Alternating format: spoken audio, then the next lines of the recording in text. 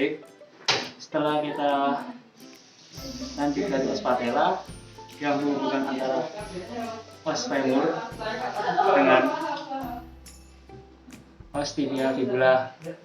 Nah, dari itu kita belajar mengenai os tibia fibula. Untuk os tibia fibula merupakan dua os yang bisa bergabung merupakan dua os dalam regio yang sama. Yang pertama ini adalah os tibia yang saya pegang, yang besar. Os ini terletak di sebelah medial. Ini sebelah medial. Oke, ini medial. Kemudian ada os fibula. Ini os fibula.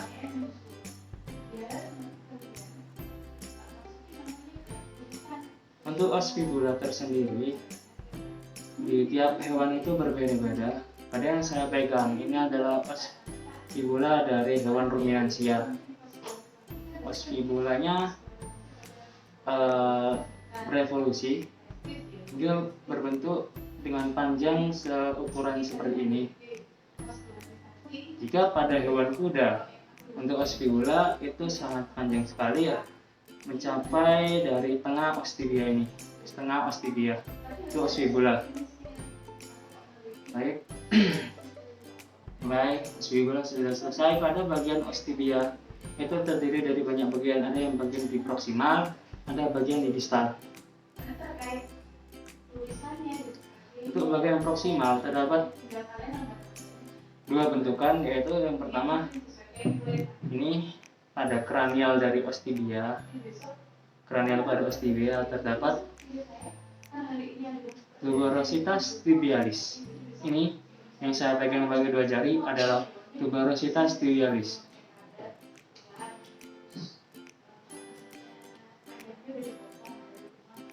Berikut, setelah ada tuberositas tibialis, di arah kaudalnya kita dilihat dari dorsal terdapat dua bentukan, ini dan ini, bernama condylus. Nah, condylus ini terdiri dari dua bagian, dibagi menjadi dua, yaitu condylus lateralis dan juga condylus medialis. Untuk condylus lateralis itu mengarah di lateral, di bawahnya ada os fibula, condylus lateralis. Yang di sini ada condylus medialis, di arah medial. Baik, condylus medialis dan condylus lateralis membentuk bentukan kerucut di tengah. Ini bentukan kerucut. Bentukan kerucut ini bernama eminentia spina tibialis atau eminentia intercondyloidea. Eminentia spina tibialis atau eminentia intercondyloidea. Ini eminentia. Bentukan kerucut dua ini, eminentia tibialis, eminentia spinalis tibialis, dan eminentia intercondyloidea.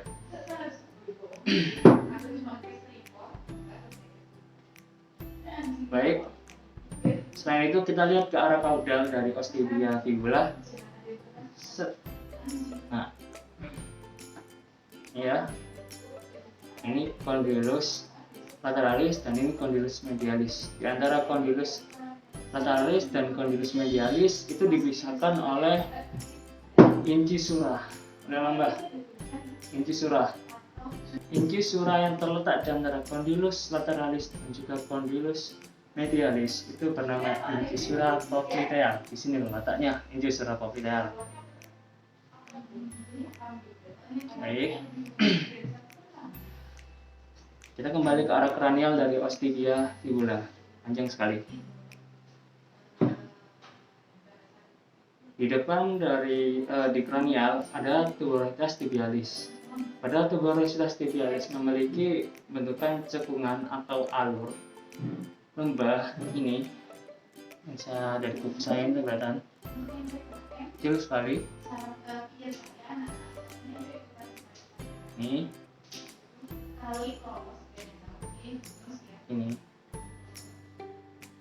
namanya sulcus tuberositas tibialis. Selain itu, tuberositas tibialis mengarah ke bawah dan membentuk bentukan ini,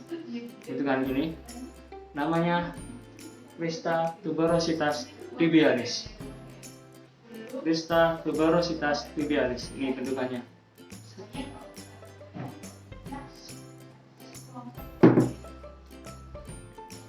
Baik, selain itu untuk condylus lateralis dan juga tuberositas tibialis dipisahkan oleh seluncuran bernama sulcus extensoria. Nih, yang saya pakai jari telunjuk, sulcus extensoria.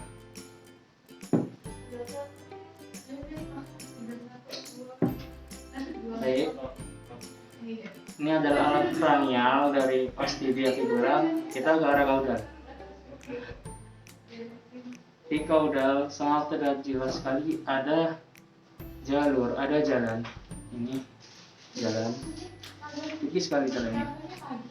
Ini jalan tersebut bernama linea popliteus atau linea popliteal. Ini linea popliteus atau linea popliteal, jalan di kaudal dari Ostibia. Kemudian setelah kita ada di korpus dari Ostibia, kita menuju ke bagian distal. Di bagian distal terdapat dua bentukan. Ada bentukan malleolus, yaitu malleolus lateral sejajar dengan os fibula, dan malleolus medialis yang sejajar dengan Ostibia. Malleolus sendiri ini familiar dengan bentukan mata kaki pada manusia. Baik, untuk berikutnya di arah dorsal, tampak dorsal dari Ostibia fibula, di antara condylus ini, condylus medialis dan condylus lateralis, terdapat bentukan piringan.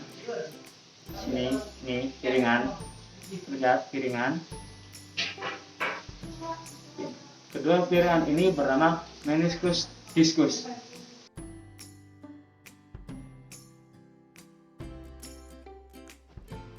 Baik, setelah kita mempelajari Ostibia fibula, ini adalah preparat kambing. Setelah kita mempelajari Ostibia fibula, ini Ostibia fibula, kita akan mempelajari bagian dari ossa tarsi. Ossa tarsi. Baik, saya akan berbesar untuk preparat kambing ossa tarsi. Untuk ossa tarsi itu dibagi menjadi 3 tulang. Yang pertama ada os calcaneus, kemudian ada os talus, dan terakhir ada os tarsi sentral. Nih, diulangi lagi, ada os calcaneus yang ini, kemudian ada os talus yang ini, dan os tarsi sentral. Baik, untuk bentukan di os calcaneus terdapat bentukan tuber, yaitu bernama tuber calcanei atau tuber calcaneus. Ini tuber calcanei atau tuber calcaneus.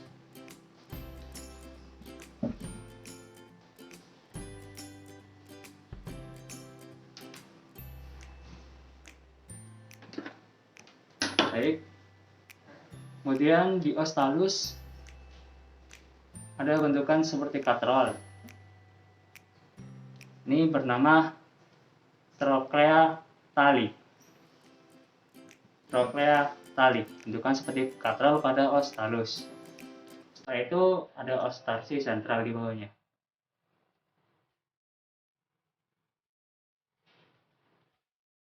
Baik, untuk ossa tarsi, untuk regionnya, untuk arahnya, yang ini adalah mengarah ke kranial. Kemudian ini mengarah ke lateral, dekat dengan os calcaneus lateral. Kemudian ini arah medial. Ini arah medial. Lihat. Ada os talusnya. Kemudian dibalik lagi. Ini dari belakang, yaitu mengarah dari caudal. Itu osa tarsi selesai.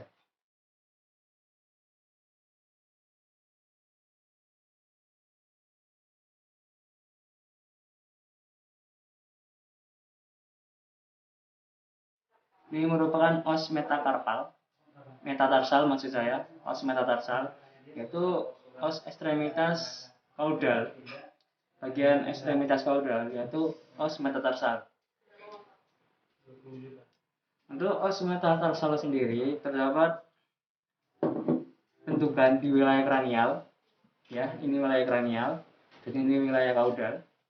Ada bentukan bernama sulcus longitudinal, yaitu berupa seluncur.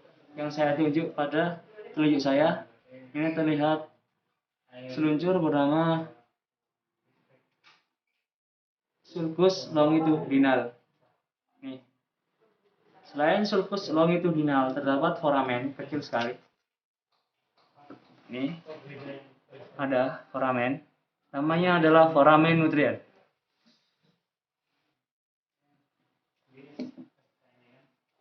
Foramen nutrien. Baik, setelah itu di wilayah distal bawah dari os metatarsal terdapat kondilus metatarsal. Ada informasi mengenai perbedaan antara metakarpal dan metatarsal. Nih. Yang saya pegang ini adalah os metakarpal, dan yang saya gerakan ini adalah os metatarsal. Perbedaan antara os metakarpal dan metatarsal adalah dari bentuknya. Untuk os metakarpal sendiri berbentuk lebih pipih daripada os metatarsal. Ini metakarpal, bentuknya pipih sekali. Ini metatarsal, bentuknya tidak pipih dan lebih mengarah kotak. Inilah metatarsal, bentuknya lebih kotak daripada os metakarpal.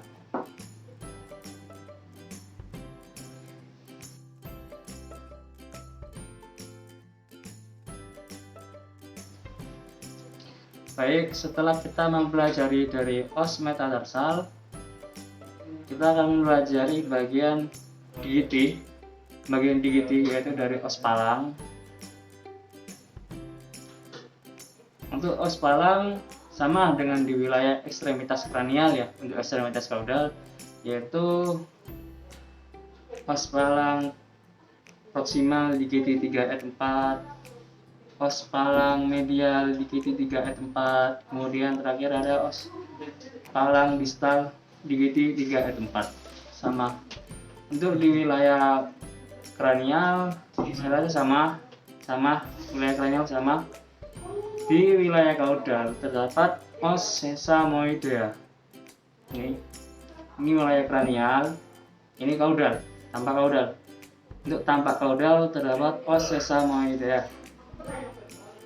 Os sesamoidea tetap dibagi menjadi dua sama seperti di ekstremitas kranial, yaitu os sesamoidea proksimal dan os sesamoidea distal.